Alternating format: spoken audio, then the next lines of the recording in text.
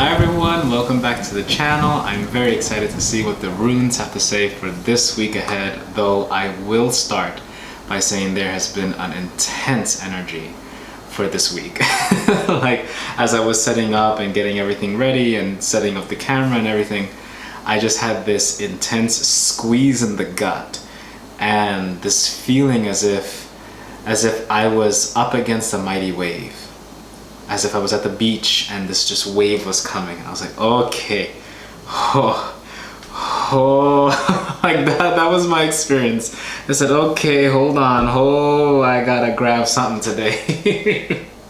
Because it just felt so intense and overwhelming, but in a good way.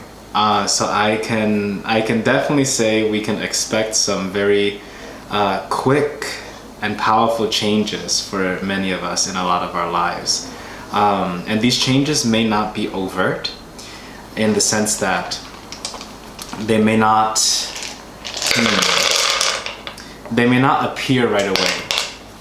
They may not seem like something that, you know, for example, an overt change would be, like for example, I can give an example from my life. Where I'm finishing the driveway in front of my house, doing some construction, which if you hear some of that, that's what's going on out there. But that would be an overt change, right? It would be something completely different and your landscape has shifted. Or the experiences that you have in terms of the places that you go. Like for example, you may get a job that says, hey, we're moving you here for the week. Or there could be a situation where a sudden shift in your job, a sudden shift in a relationship, a sudden shift in the way that you look at yourself emotionally. It could be a transition in your emotional landscape as well, right? Because I always like to see our emotions as landscapes. There's a topography to our existence, right? And however we want to map that experience by utilizing the lens that we have available to us, our perspectives, whatever it may be, influences the topography, right? So this week we can find serious shifts in that topography, perhaps unearthing old paradigms, unearthing things that happened like 20 years ago, or for those of you who are younger, you know, that happened a while ago, right? Whatever it is, it seems to be a great shift.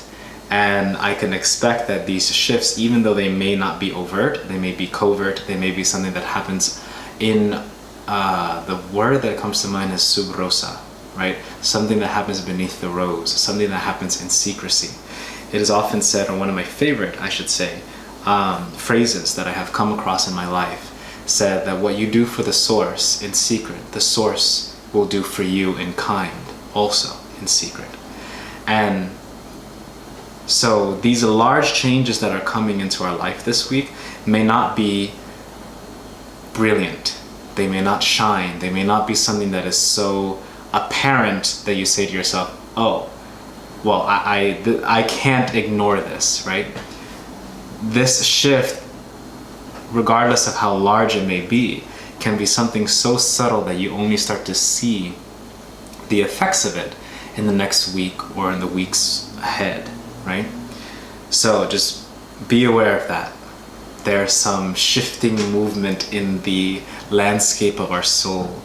And I invite you to take a moment to observe how the tectonic plates may be shifting in your life and how they may be causing those small earthquakes, those small shakeups in our existence. So we also have the sun moving into Taurus later this week, which is very exciting. As you can tell, I'm a Taurus, so I'm very excited. I'm just like, yes, Taurus season, which to me represents the stability, the groundedness of spring, the beauty of the bloom, that energy of how can we utilize our resources, our energy, our mental capacity, our emotional vibrance to continue to cultivate the garden of our hearts, to continue to cultivate the spirit within, and to make those roots deep and wide, right? Those are always the questions that I have when it comes to Taurus season. So I invite you to take a look at what you're working on and see how you can make it last. What is that legacy? What do you want to leave behind for future generations? Big questions. But we're only looking a week ahead. So let's see.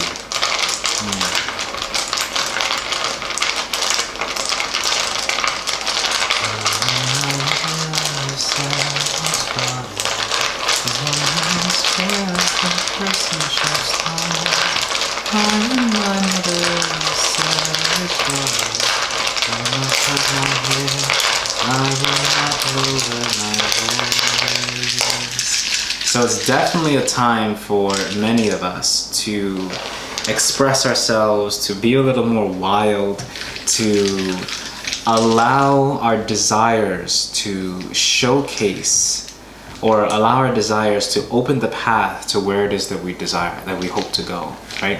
Our desires often show us the truth about our hearts, right? And our desires oftentimes lead us down the path to healing.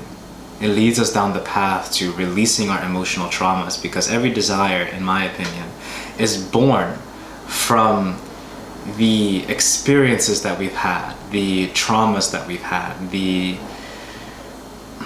it's the equivalent of like an acorn that was buried in the earth, and the trauma that the acorn first experiences is the trauma of the shell cracking open. And that creates a desire for the light, a desire to grow, to push through the dirt, to reach the heavens, to reach the sky, to reach the open air, right? And that desire would never come to pass if the shell of the acorn never ruptured, right? So it's looking at our experiences as moments of enchantment, moments of intuition, moments of playfulness, right? Brian Massumi, who is a very wonderful philosopher, writes about that in one of his books that I will have to link in below, or at least write the title for you guys below. So I'm a little mini philosopher. But yes, let's get into the reading ahead. But the song that came in was I Am My Mother's Savage Daughter.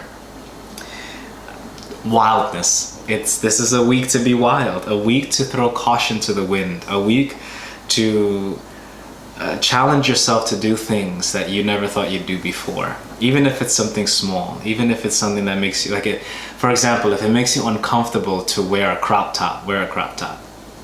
If it makes you uncomfortable to wear some eyeliner, but you've always wanted to do it, wear some eyeliner. It's something like that. Think of it in that way. But what I see here, starting off for today into tomorrow, so Wednesday into Thursday, Friday energy, we have Inguas here that fell as it does. There's neither an upright or a reverse, it's a square. So it's one of those that maintains symmetry. And then we have Manas that fell on its side. And I want to read them together as well with Kenos, which fell also, for me, I think this is what it would look like for you guys upright, but for me it felt reverse as I'm looking at it here. So the idea is that this week, even though there's a lot of energy towards being a little bit more wild, taking more risks, being more upfront about the desires that you have in your life, and coming to that, the fruition of vulnerability, the fruitfulness that vulnerability can offer you, it can be a little bit difficult.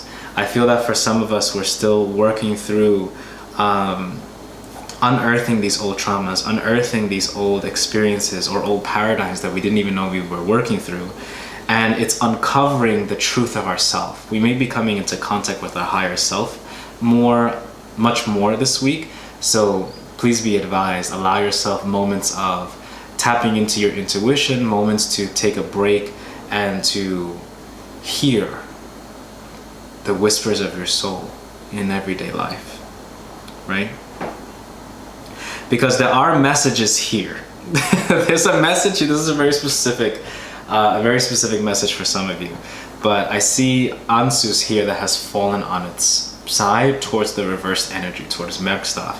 And Ansus is normally the rune of communication, clear communication, the rune of Odin, the rune of poetry, of socialization, of messages. But to fall in Merkstaf usually suggests that there is a willingness to not hear, or it could also represent being too busy to hear, too busy to listen, too busy to tune out the white noise of everyday life in order to tap into the intuition.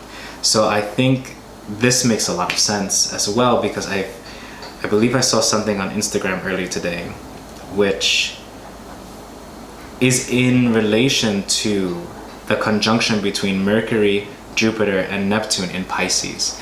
And there's a wonderful person, I'll probably link their bio below as well, on Instagram, who talked about the beauty of intuition and this time being a moment in which we will have more opportunities to tap into our intuition and to tap into the universal consciousness that dwells within each of us. And this is that message. It seems to me that the next couple days ahead are finding a balance in our everyday life, to take moments to hear the message, to listen in on conversations, to see the messages that come in the clouds or with the birds, or perhaps for those of you who do weather magic, right? It's listening to the movement of the wind or the rain or the sun as it relates to your thought process, right? There's a lot of ways in which we can listen to the messages that are at hand. So this week is really a week about tapping into our intuition as we follow those desires, as we take these risks, as we feel a little bit more, what's the word? Feel a little bit more daring. And then later this week, I see we have Raido and Gewel falling together, which I really like to see. This is the equivalent of the Chariot falling in what I would like to consider the Ten of Pentacles, right? Of course, runes are a little bit different in relation to the archetypes of the tarot, simply because they grew up in different cultures. They grew up with different social phenomenon available to them, right? Even though there was cross-pollination between cultures at that time. But these are rough equivalents. But I see the Chariot here, I see Raido, I see the movement of the Wheel of Fortune, the Chariot. I see interesting shifts in the week ahead. So again, for those of you who are looking for shifts in your job environment, you may see something like that. For those of you who will see there may be judicial things going on in the terms of like legal aspects in relation to your job, that may be coming to a close, or maybe actually the conversations are starting. There may be circumstances where you will see actual shifts in your physical environment. Some of us may be moving or planning to move, like I had mentioned, I think last week as well. But there's something to do with this gift, this equivalent exchange.